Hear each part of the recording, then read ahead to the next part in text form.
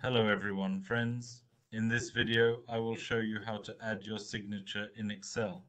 First on a white sheet of paper. Sign your name, then send it to yourself on WhatsApp and download it to the desktop on your computer. Then in the attachment section, click on the images and from your desktop, choose your photo. For example, I didn't sign my own signature. I found a signature. It's a signature with a white background. If you sign your signature on a white paper, it looks more or less like this. Then go to the Friends format. It opens automatically when you already have the picture. There is an option to remove the background.